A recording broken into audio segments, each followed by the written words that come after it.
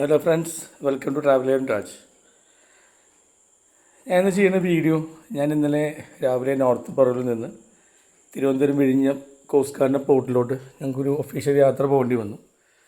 രാവിലെ ഒരു 4:30 മണിക്ക് പറവൂരിൽ ഞങ്ങൾ വണ്ടി എടുത്തിട്ട് ഞങ്ങളിപ്പോൾ പറവൂർ എടപ്പള്ളി NH കയറി.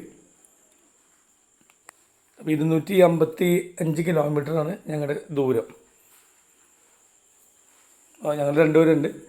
നേവൽ ബേസിലെ കോസ്റ്റ് ഗാർഡിനെയൊക്കെ ബേസിലെ ഷിപ്പിൻ്റെ കോൺട്രാക്റ്റൊക്കെ എടുത്ത് ചെയ്യുന്ന മറൈൻ വർക്ക് ചെയ്യുന്ന ഷിബുവും ഞാനും പിന്നെ അവൻ്റെ ഒരു സ്റ്റാഫും ചളിക്കോട്ടിൽ നിന്ന് കയറാറുണ്ട്. ഞങ്ങളിപ്പോൾ വരാപ്പുഴ പാലത്തിൻ്റെ മുകളിൽ കയറി. ഒരു 4:45 സമയമാണ്. താരതമ്യേന വണ്ടികൾ കുറവാണ്.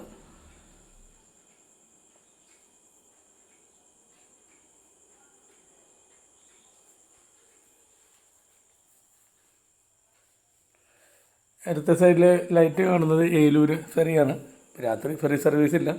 ഇപ്പോൾ ബോട്ട് ചെറുതാക്കിയിട്ട് വരാപ്പുഴയിൽ നിന്ന് ഏലൂർക്കും അവിടുന്ന് ചേരാൻ നല്ലൊരു ഫെറിയുണ്ട്.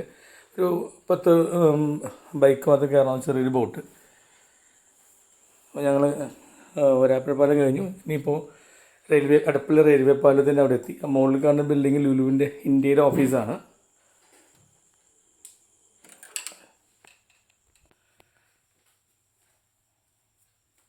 അവരുടെ എല്ലാ ഓപ്പറേഷൻസും കൺട്രോൾ ആവുന്നത് ഇന്ത്യയിലെ ഫുൾ ഓപ്പറേഷൻസ് ഈ ബിൽഡിങ്ങിലാണ് അവരുടെ ഹെഡ് ഓഫീസായിട്ട് വർക്ക് ചെയ്യുന്നത്.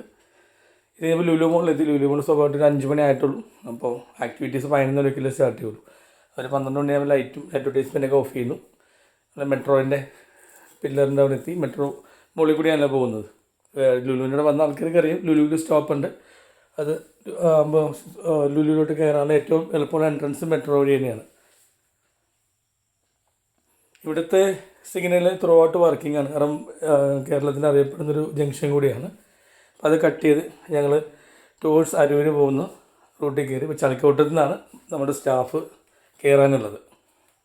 അങ്ങനെ ആകെ 3 പേരായിട്ടാണ് നമ്മളുടെ യാത്ര. ഒരു മാരുതിയുടെ ഡിസയറില്ല, ചെറിയൊരു തിരുത്തുണ്ട്, ബ്രസ.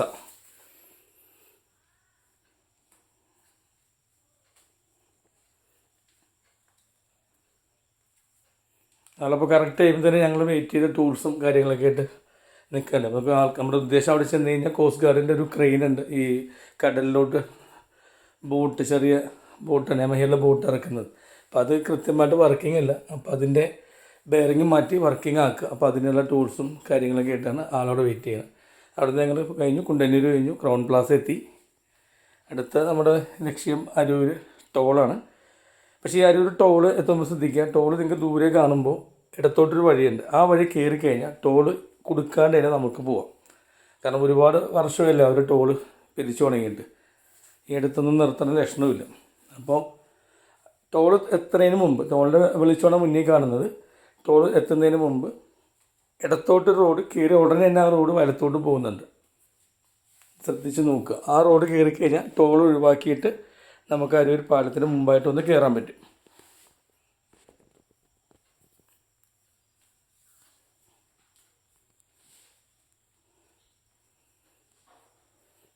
ഇതാണ് ആ ഇടത്തോട്ട് തിരിയുക. ഉടനെ തന്നെ വലത്തോട്ടുള്ള റോഡുണ്ട്. സാധാരണ ലോറി പോകുന്ന വീതിയുള്ള റോഡാണ്. പക്ഷേ ഹൈവേയിൽ അത്ര സുഖമുള്ള റോഡല്ല. ഇടയ്ക്ക് ചെറിയ ചെറിയ കുഴികളൊക്കെ ഉണ്ട്. എന്നാലും ഒരു ഏകദേശം 1 കിലോമീറ്റർ ആകുമ്പോഴേക്കും നമ്മൾ ഈ പറഞ്ഞ ഹൈവേയിൽ എത്താൻ പറ്റും. ഹൈവേ എത്തിക്കഴിഞ്ഞു. മുന്നിൽ വണ്ടികൾ പോകുന്നുണ്ട്. അപ്പോൾ ടോള് നമ്മൾ ബൈപ്പാസ് ചെയ്തു. അപ്പോൾ എപ്പോഴേലും പോകുമ്പോൾ ശ്രമിച്ച് നോക്കുക. ടോളിൽ പൈസ കൊടുക്കുന്ന മാത്രമല്ല സമയവും നമ്മുടെ നഷ്ടപ്പെടില്ല.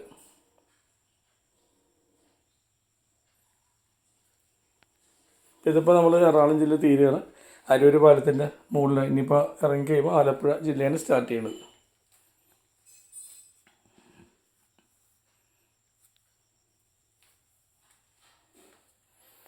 ആലപ്പുഴ കയറി കഴിഞ്ഞാൽ അരൂരിൽ നിന്ന് നമ്മൾ വലത്തോട്ട് പോകുന്നത് ഇടക്കൊച്ചി, വീണ്ടും ഇടക്കൊച്ചി പാലം കയറി എറണാകുളത്തും. നമ്മൾ പോകുന്നത് ഇടത്തോട്ടാണ് തിരുവനന്തപുരം.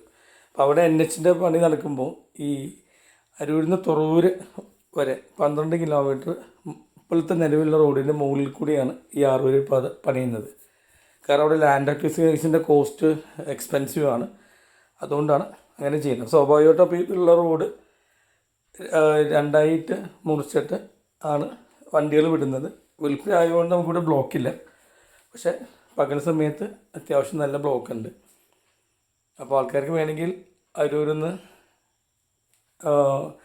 പോകുന്ന തൈക്കാട്ടുശ്ശേരി വഴി വേണമെങ്കിൽ കട്ട് ചെയ്ത് ചേർത്തല വന്ന് കയറാവുന്ന വഴിയുണ്ട്. അല്ലെങ്കിൽ പിന്നെ നമ്മൾ വൈറ്റിലേന്ന് MC റോഡ് ഉപയോഗിക്കുക തൽക്കാലത്തേക്ക്. നമ്മൾ കൊല്ലം കഴിഞ്ഞു, കൊല്ലം ബൈപ്പാസ് എല്ലാം കഴിഞ്ഞു.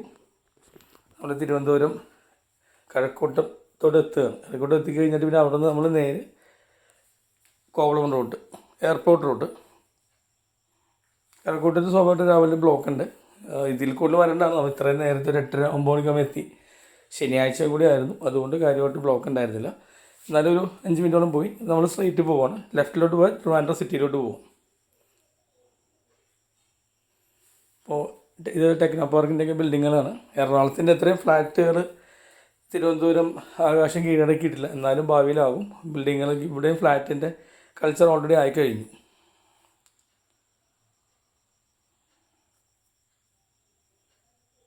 എന്നാലും കുറേ ബിൽഡിങ്ങെല്ലാം ഒരേ ഡിസൈൻ വെൽ പ്ലാൻഡ് ആയിട്ട് തോന്നുന്നുണ്ട്. കാണുമ്പോൾ തന്നെ ഒരു ഭംഗിയുണ്ട്. ഇവിടെ അപ്രോച്ച് റോഡ് മുകളിലും NHൻ്റെ റോഡുകൾ താഴെയാണത് മണ്ണ് എടുത്ത് മാറ്റിയ ശേഷമാണ് അവരത് ക്രിയേറ്റ് ചെയ്തേക്കുന്നത്.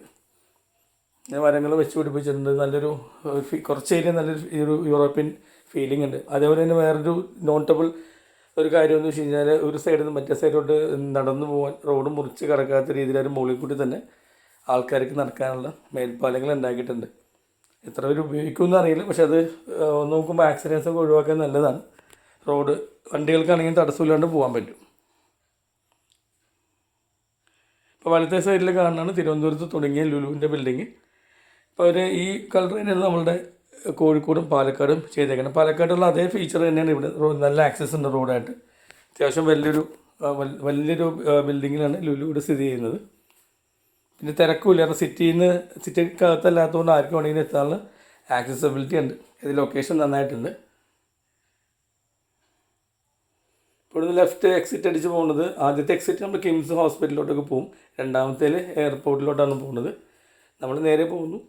നേരെ പോയിട്ട് കോവളത്തിലോട്ട് തിരിയുന്നിടത്ത് നമ്മൾ ലെഫ്റ്റ് കയറിയിട്ട് റൈറ്റിലോട്ട് തിരിയും.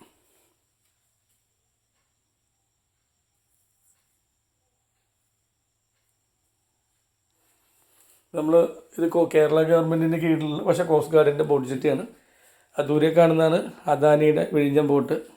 നമ്മൾ പത്രങ്ങളിലൊക്കെ വായിക്കുന്നതിൻ്റെ പണി തീർന്നിട്ടില്ല. അതിനുള്ള ക്രെയിനുകളും കാര്യങ്ങളും ഷിപ്പുകളിൽ കൊണ്ടുവരുന്നുണ്ട്.